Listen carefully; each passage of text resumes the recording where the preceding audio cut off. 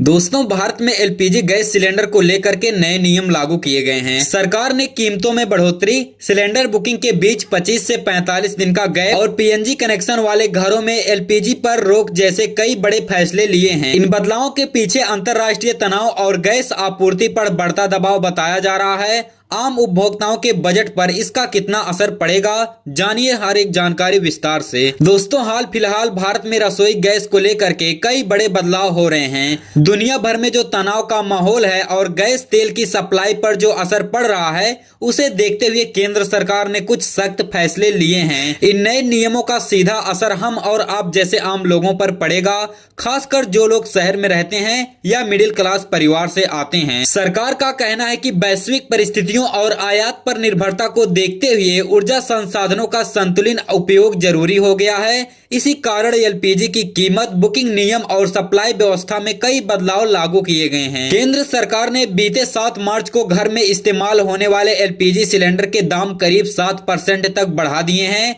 इस बढ़ोतरी के बाद 14.2 किलो वाले घरेलू गैस सिलेंडर की कीमत अब लगभग 965 रुपए पहुंच गई है। करीब 1 साल बाद गैस के दाम इस तरह बढ़े हैं और इसने आम परिवारों के महीने भर के बजट पर थोड़ा असर डालने का काम किया है। एक तो पहले से ही महंगाई है, ऊपर से रसोई गैस के महंगे होने से गरीब परिवारों का हिसाब किताब बिगड़ सकता है। हालांकि उज्ज्वला लाभार्थियों को 14.2 किलोग्राम के सिलेंडर पर 300 रुपए की सब्सिडी बैंक खाते में मिलती है, यानी उन्हें सिलेंडर करीब 550 रुपए में पड़ता है। पात्र श्रेणियों में SC, ST, PM Awas Yojana ग्रामीण के लाभार्थी, अति पिछड़ा वर्ग, अंत्योदय अन्न योजना, चाय बागान, जनजातियां, वनवासी, द्वीपवासी, एसईसीसी परिवार और 14 सूत्री घोषणा के तहत परिवार शामिल हैं और 14 सूत्री घोषणा के तहत गरीब परिवार शामिल हैं। सरकार ने गैस सिलेंडर बुक करने के तरीके में भी एक बड़ा बदलाव किया है। नए नियम के मुताबिक अब आप एक सिलेंडर बुक करने के तुरंत बाद दूसरा बुक नहीं कर सकते। दोनों बुकिंग के बीच तय समय का गैप अंतर रखना जरूरी होगा। पहले यह नियम था कि आप 25 दिन के बाद ही दूसरा सिलेंडर ले सकते थे, लेकिन अब गांव और कस्बों में इस गैप को बढ़ा करके 45 दिन कर दिया गया है।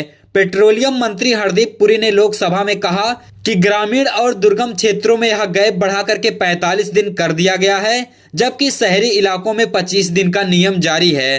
तर्क यह है कि ग्रामीण उपभोक्ता आमतौर पर एक सिलेंडर ज्यादा दिन चलाते हैं और वहां डायवर्जन का खतरा भी अधिक है। यदि आप इस नियम को लेकर परेशान हैं तो चिंता ना करें। इस नियम के साथ सरकार ने यह भी स्पष्ट किया है कि बुकिंग के बाद डिलीवरी 2 से 5 दिन में होगी। एक परिवार साल में 15 सिलेंडर बुक कर सकता है, जिनमें से 12 सब्सिडीज हैं। घर में कानूनी तौर पर अधिकतम 2 सिलेंडर रखे जा सकते हैं। जिनके घर पाइप से गैस आती है उनके लिए कुछ सख्त नियम हैं, जैसे कि अगर आपके घर में पाइप वाली गैस यानी पीएनजी पाइप नेचुरल गैस का कनेक्शन है तो नए नियमों के तहत अब आप अपने घर में एलपीजी सिलेंडर नहीं रख सकते। इस पर पूरी तरह रोक लगा दी गई है। सरकार ने गैस कंपनियों को साफ साफ कहा है कि जिन लोगों के पास पहले से पाइप वाली गैस है उन्हें ना तो नया सिलेंडर का कनेक्शन दिया जाए और ना ही पुराना सिलेंडर भरकर दिया जाए। ऐसे लोगों से कहा गया है कि वे अपनी मर्जी से अपना पुराना एलपीजी कनेक्शन सरेंडर कर दें। बात आती है कि आखिर ये सब क्यों हो रहा है। आपको बता दें, इसकी सबसे बड़ी वजह है ऊर्जा का संकट।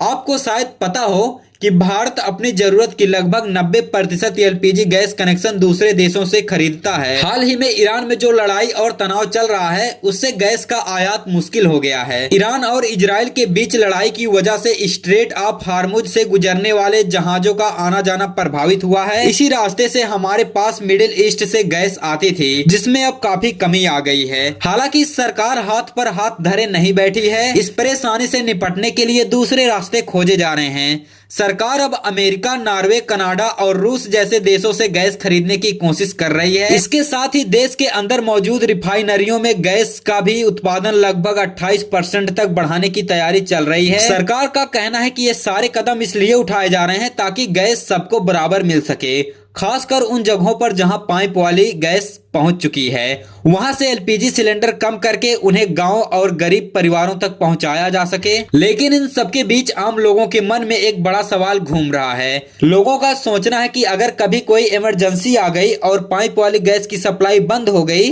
तो उनके पास खाना पकाने का दूसरा क्या विकल्प होगा। फिलहाल गैस एजेंसियां अपने ग्राहकों के डेटा पर नजर रख रही हैं और सब कुछ नए नियमों के हिसाब से ही मैनेज किया जा रहा है।